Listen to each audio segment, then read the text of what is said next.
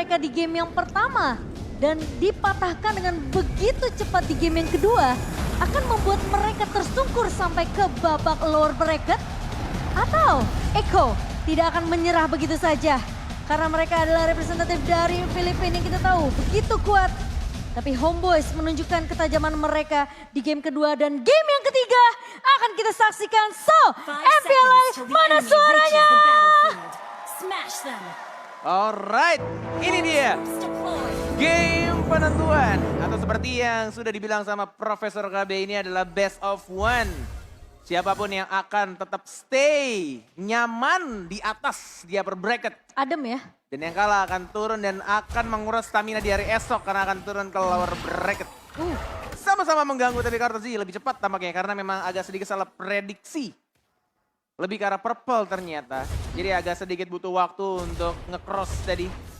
Dan masih bisa untuk diamankan dari kedua jungle kayaknya. Ya, tapi yang cukup unik adalah Chibi ternyata melakukan hal yang serupa ya. Dia menjauhi buff yang dekat sama Turtle dengan tujuan nanti all in ketika di menit yang kedua agar secepat mungkin bisa diamankan dari Turtle-nya.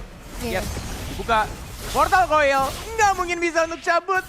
Mencoba untuk diajar begitu saja Chibi, one Farid dan langsung dicapit begitu saja. First blood didapatkan oleh Chibi. Langsung ya. Tidak diberikan kesempatan untuk bertahan tapi Sur. Agak Terlalu sedikit jauh. iya. Dia nggak expect itu bakal kena dan bakal langsung ngedamage begitu besarnya. Menahan flicker, tapi itu oke balik lagi. Itu adalah roamer. Dan pertukarannya memang tadi lebih ke arah seorang JP ya di sini. Sama-sama roamer. Sama-sama roamer. Sama-sama roamer. Iya. First blood yang didapatkan juga menurutku cukup menguntungkan, tapi lagi dan lagi Chibi tidak menghentikan pressure-nya, bahkan kayaknya mau maksain lagi heavy spin sebelum Turtle muncul untuk Carl TZ. Oh, tapi sepertinya kalau Tizi sudah belajar seperti di game yang kedua tadi, Net. Iya, nggak mau ke trigger ya. Iya. Gak mau Ditahan terpicu ya. dengan mudah Iya. ya heavy spin-nya. Bahkan untuk 7 detik sebelum adanya Turtle pertama masih ready nih untuk retribution dan juga heavy spin Carl TZ. Ya, hanya menghindar saja tadi. Dan kali ini Son sudah mulai diusir oleh JP di area mid. Namun Warlord belum dapetin level-levelnya dikit lagi, tipis banget. Yes. Masih sama-sama menahan. Dan bahkan Sunford mencoba untuk mengusir Black Dragon Form dikeluarkan. Shornya mencoba untuk ngebait aja di arah depan. Retribution-nya justru dapat oleh Martis dari CB. Martis nomor 1 Malaysia dan masih ada Netherrealm. Masih ada Flicker juga. Sudah level 4 dari Shornya. Dan bahkan di arah depan Sunford bersama dengan seorang JP. Tapi JP-nya offside. Decibate! Dan tidak berhasil mendapatkan satu asal recall terhadap seorang Martis. Wah, itu tipis banget. Astral Recall yang hampir saja dari seorang Sanji bisa aja menumbangkan karena Chibi, namun ternyata kalkulasi dari seorang Chibi ternyata lebih akurat untuk menghindari Astral Recall tersebut. Profesor KB. Iya, tapi kalau kita lihat juga Ada dari shot. bagian gold lane. 12 Dragon. Belum dikeluarkan. 12 Dragon. Dan itulah dia. Nggak ngaruh walaupun ada Purify. Dan Sean-nya belum mengeluarkan satu ultimate tadi di arah bottom lane-nya. Wow. Ditahan sampai menuju ke arah ganking gold lane. Karena dia percaya dengan damage dari Ryzel. Apalagi Ryzel membawakan Rapture dan juga Weapon Master. Jadi udah pasti damage yang akan diberikan atas Ryzel tuh lebih tinggi. Cuma tinggal kita bermain dengan jarak. Karena mau bagaimanapun Benny Kiri dengan volley shot-nya itu juga jaraknya lumayan jauh loh. Tapi balik lagi double shot dari Ryzel. Menandakan kalau pasif dari Clean ini tidak boleh dibadani oleh gold laner. Harus hero-hero roamer atau hero jungler tank di depan. Dan aku setuju banget sih dengan statement Koret ini Homeboyz lagi dapetin timing mereka banget. Ya, lagi dapetin tempo permainannya tapi kita lihat agak sedikit offside. Terlalu sakit. Benny Cutie, tapi itu yang emang tujuan dia kayaknya. Oke, saya tarik Settingannya lagi. untuk Ryzel-nya. Jadi, enggak, tapi tetap itu objektif yang emang dilakuin sama si Sean ya? Sean Iya nggak sih, sih ya. Profesor KB? Iya, itu Settingannya dikasih zoning. ke... Yang penting kalau misalkan kita melihat dari 1 menit selanjutnya, ini Ryzel bahkan bisa nge-press terus karya gold lane karena Chibi stay di sana. Oke, dan sekarang bakal coba ditahan tapi Final JP. Flash, Chibi terlalu dive dan bahkan harus dikeluarkan satu heavy spin-nya. Di shutdown begitu saja. Dapetin momentum memang semenjak dari game yang kedua, tapi kayaknya terlalu overextend juga nggak bagus. Ya, Untuk pemain-pemain dari Homeboyz. betul. Setuju. Kalau kita berbicara overextend, apakah nantinya akan ada overextend juga team fight di area Turtle? Karena seperti yang kita lihat barusan ketika ada Black Dragon Form dari Sunford, teman-teman dari Homeboyz itu menarik ulur terlebih dahulu. Eko yang malah overextend di sana. betul. Mereka yang malah Ngumpet kebait. dulu. Iya, termakan umpannya. Sehingga ini dia target mulai ditemukan. 12 Dragon spot. Double Fighter, flicker ke arah belakang JP-nya. Sanford mencoba untuk membackup. Di stun, Kartezi dipaksakan untuk mengeluarkan heavy spin-nya tapi masih on cooldown. Karena sudah dipakai di arah top lane-nya. Chibi menarik ke arah turtle-nya. Sanford dihajar di arah depan. Masih sama-sama mencoba untuk mencicil turtle-nya Kartezi. Kalau terlalu lama mungkin ada heavy spin yang bakal langsung dikeluarkan. Masih belum keluar tapi tidak ada Sanford, Black Dragon Form. Ada Netherrealm dan Retribution-nya didapatkan kedua kali lagi-lagi diamankan oleh Homeboyz. Warlord-nya tumbang dan diharapkan. Tapi Sean-nya nggak berhasil dapetin seorang Kartezi-nya. Tapi Sanford masih low, Decimate tidak berhasil karena masih ada pasifnya dari seorang Yuzong. Oh, tapi Chibi sepertinya harus mendapatkan punishment karena terlalu jauh juga dari pemain-pemain Homeboyz lainnya. Meskipun sempat dapetin turtle, tapi lihat udah mulai bisa kecolong Kena. satu persatu. Dan untungnya Zorn tidak tumbang, tapi ingat ini masih ada pergerakan dari seorang Sephat yang memberikan backup dengan cukup cepat. Sanji juga kebetulan mananya hampir habis ya, apalagi first itemnya Lightning Truncheon. Hah? Wow, Sanji Nggak bikin buku dulu. bermain dengan movement speed dan juga efek pasif dari Resonate. Dan ini yang menarik dari Sanji, berarti dia tidak memiliki regen mana yang begitu tinggi, tapi damage-nya akan sangat-sangat menyakitkan di early game. Oh, diselamatkan di backup Netherrealm. Shock Dragon ke arah sana Kartezi diusir begitu saja JP. Ngebadanin di arah depan dan langsung ter-shutdown. Satu orang dari Echo dan Shorn yang masih terus mengganggu. Wah. Masih memberikan pressure terus menerus. Dipaksakan untuk menggunakan Retribution tapi nggak ada cooldown.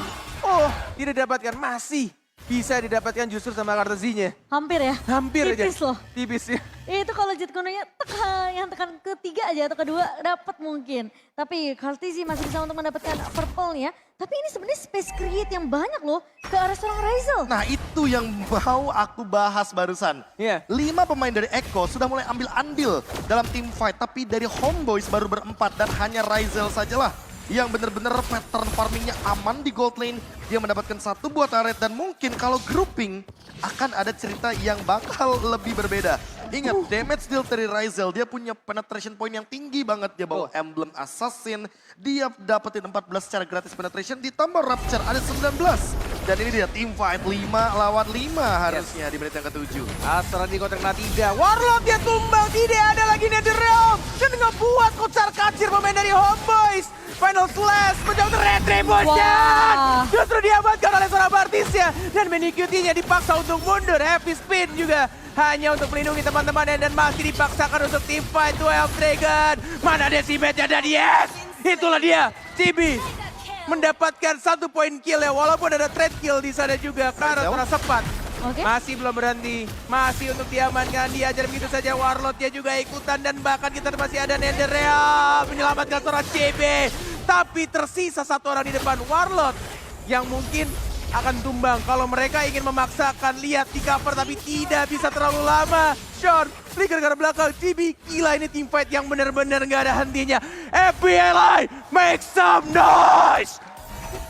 Wow, kita melihat team fight yang begitu panjang Gak ada di hentinya. area turtle yang ketiga. Gila. Meskipun tadi retribution dari Chibi benar-benar on point banget, tapi team fight berlanjut karena pemain-pemain Echo tahu nggak ada Warlord, Betul. nggak ada Netherrealm. Diculik duluan. Yes, dan posisi dari Benny Cutie tadi tuh udah low banget sebenarnya. Dan kayaknya tujuan dari Homeboyz untuk overextend team fight-nya adalah karena dia tahu Warlord cuma 12 detik Iya. time death-nya. Dia bakal kembali lagi dengan Netherrealm, tapi sayangnya overextend team fight yang dilakukan oleh Homeboyz malah membuat Echo makin all in. Dan sepertinya- Ryzel pun terculik barusan. Dan sepertinya Son tadi tuh udah nggak mau lanjutin team fight-nya. Iya, tapi karena Chibinya Decimation-nya on, aktif, larilah sudah Martis dengan 2 pedangnya.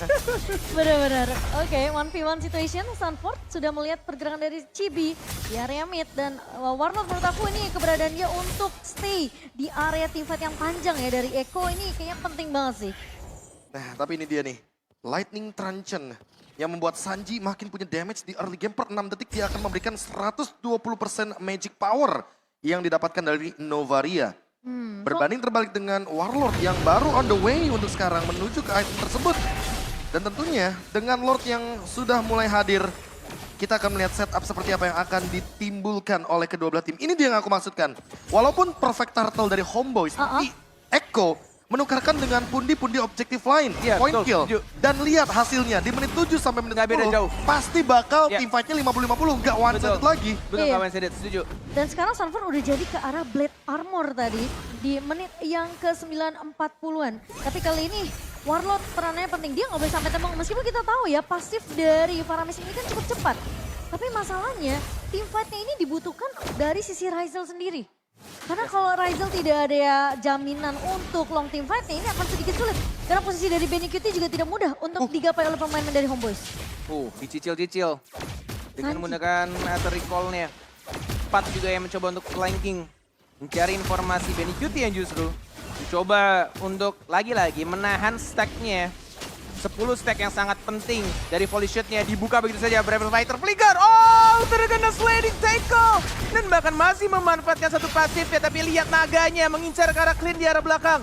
Mendobrak ke arah belakang dan justru malah sepatnya yang terlalu offside. Dia tumbang dong, Tegan. Ditukarkan begitu saja tapi IF Spin masih ada satu Nether Realm juga. Mengcover seorang Chibi. Dan bahkan mencoba untuk meretreat kembali. Tidak mau memaksakan team fight dari anak-anak Homeboys. Dan mencoba untuk recall kembali 4 lawan 4. Ini benar-benar imbang. Team fight yang imbang dari kedua tim, Profesor KB. Ini dia. Di mana momentumnya walaupun dapetin full snowballing tapi ternyata tim fight-nya masih imbang dan masih mau dilanjutkan. Diajar Sembet. Oh, sudah ada informasi. Itu dia. Ketika Purify-nya sudah dipencet. Langsung dimajuin dan di Way of Dragon double kill.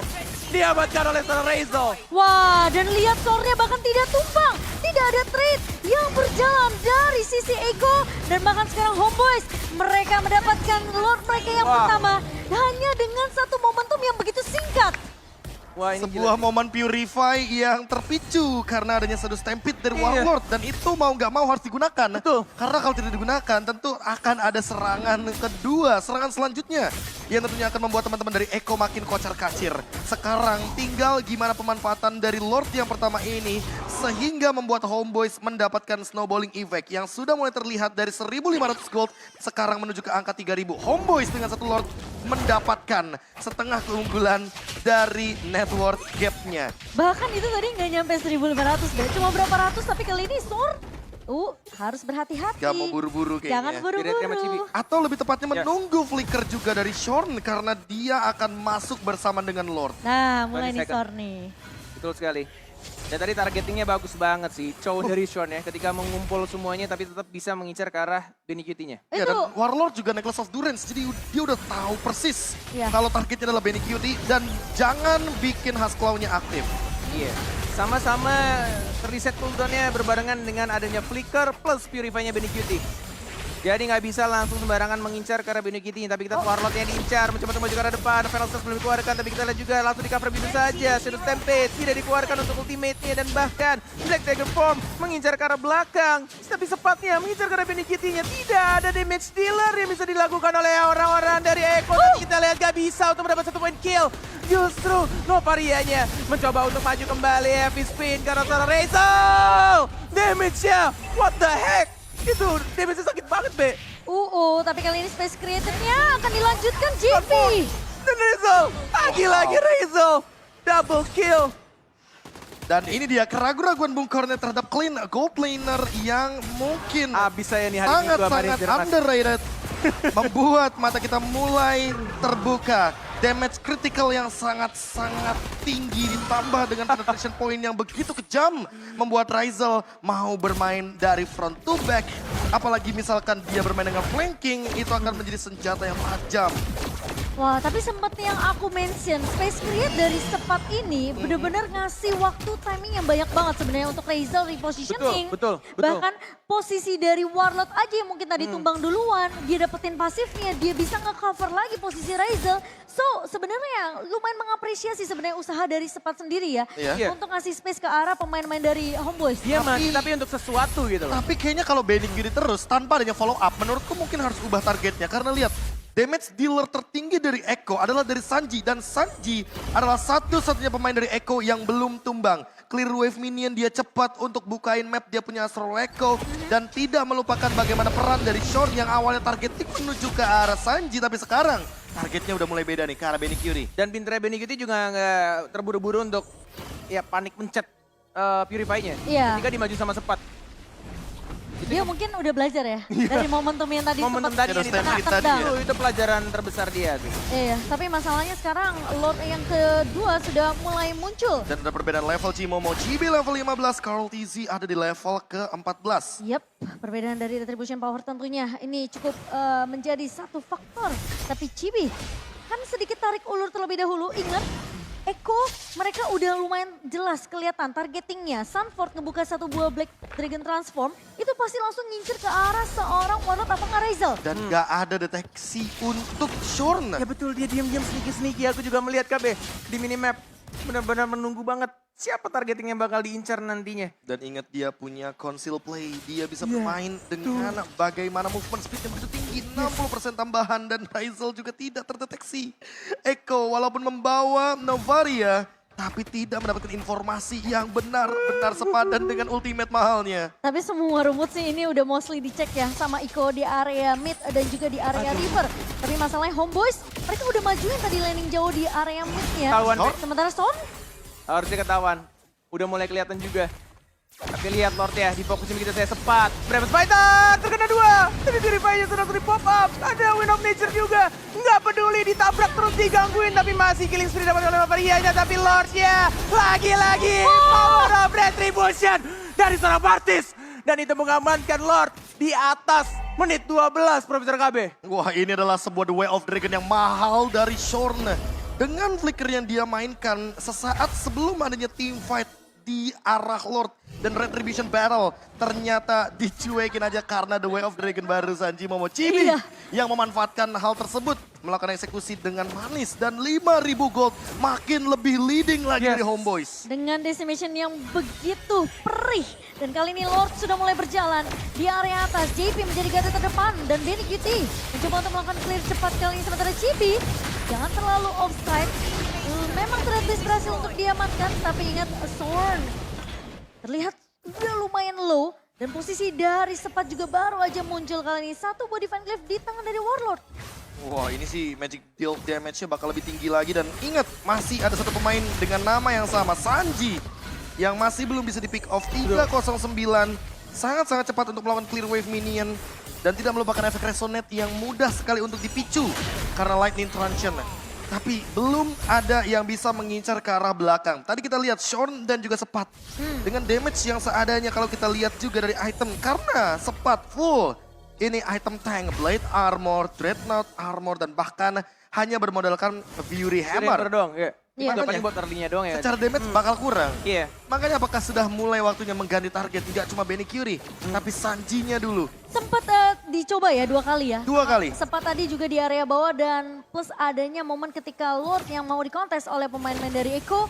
Tapi Sepat sebenarnya dia cuma create space lagi-lagi karena tahu posisi team fight-nya akan menjadi 4 melawan 1 atau 3 melawan 2. Apalagi Sanji-nya selesai dengan Holy Crystal, Lightning Truncheon, dan ada satu lagi di sana, Divine Glaive.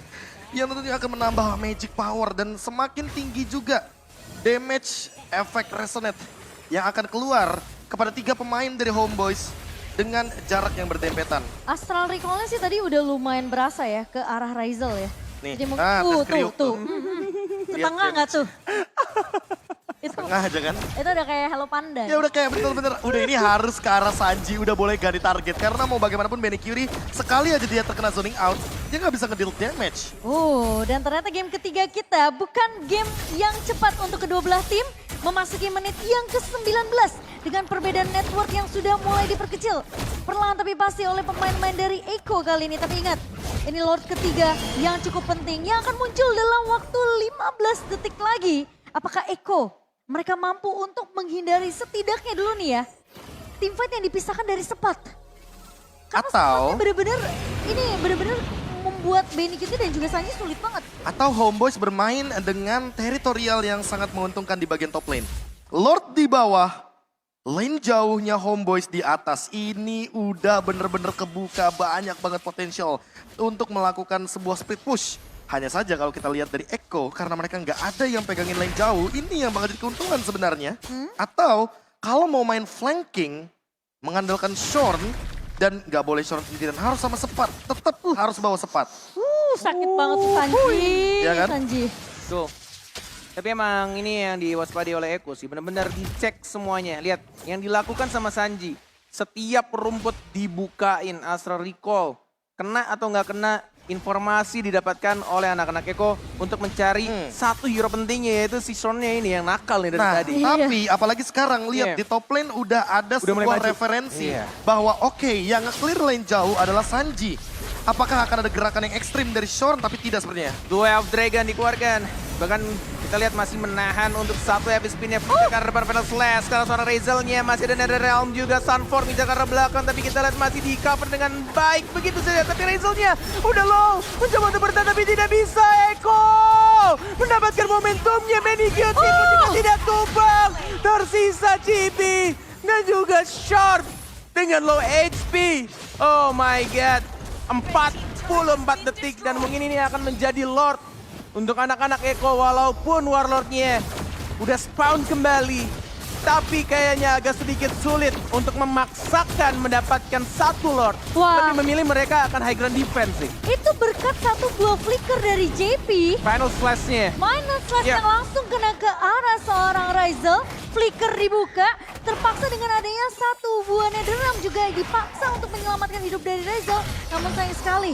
Ternyata Razel tidak bisa bertahan dan bahkan 3 pemain langsung hilang begitu saja dari Homeboys. Masih dengan satu nama yang sama, Sanji yang masih belum bisa ditangkap dan belum menjadi winning condition dari Homeboys.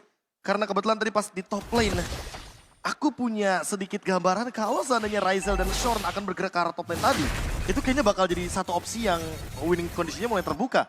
Karena Sanji nggak punya backup, split push bisa dijalankan. Tapi ternyata JP menghentikan sebuah gerakan dari Razel. Dan dengan Final Slash, dia menangkap clean-nya. Oke, sekarang Lord sudah mulai bergerak lagi di area bawah. Lord yang ketiga yang kali ini akan langsung menabrak nembus ke area beast dari Homeboys. Apakah mimpi dari AP Brand akan benar-benar Homeboys dipatahkan begitu saja oleh Iko? Sementara Sunford udah mulai ngebuka Black Ticket Transform. Mengincar ke arah belakang, tapi kita lihat, oh my god, dari Razel-nya diincar. Immortality sudah dibeli, masih ada satu Nether Realm juga di cover begitu saja dan justru malah kebalikan keadaannya. Diamankan oleh seorang Warlord. Mendapatkan satu point kill, masih belum cukup sampai di situ. Mencoba untuk mengejar kembali karena Sunford dia dikejar, ada Final Slash. Tapi masih ada Warlord juga, Chibi-nya tumbang dan bahkan dibalikan lagi keadaan dan justru Bruno-nya. Benny dapetin satu point kill lagi, sama-sama dapetin 1-1. Wah, dan bahkan sekarang lihat Echo Express apakah akan bergerak. Mulai masuk ke area base dari Homeboys. Tersisa 4 melawan 4, tapi kali ini sepertinya Echo. Mereka masih respect dengan damage yang dimiliki oleh seorang Razel. Wah, bahkan asal Eko lagi dibuka, Warlord pun belum ready dengan satu Nether Realm-nya dan baru ready sepertinya. Yes, udah mulai sekarang. Chibi mencoba untuk membersihkan minionnya. Sunford mengincar karena seorang Sean, tapi masih ada Shunbo dan masih bisa ditahan. Dan mereka kedua tim tidak mau turun ke lower bracket. Benar-benar masih sama-sama semangat. Luar biasa, luar biasa, luar biasa. Wah, ini benar-benar pertarungan yang sengit banget dari kedua belah tim. Bahkan bisa dibilang targeting Sunford yang selalu mengincar ke arah Razel itu udah benar-benar dikalkulasi sama Razel. Posisi dengan satu turret base tadi di area atas itu, Be, itu yang jadi penyelamat dari Razel sendiri sih. Ya, dan sekarang dengan Wind of Nature lagi yang sudah dimiliki oleh Razel akan Ya, mau nggak membuat mau. bagaimana power dari physical damage-nya akan berkurang sedikit. Tapi lagi-lagi, lihat satu pemain yang bahkan belum tumbang sama sekali. Lagi-lagi dan Sanji ya. tidak bisa disentuh juga.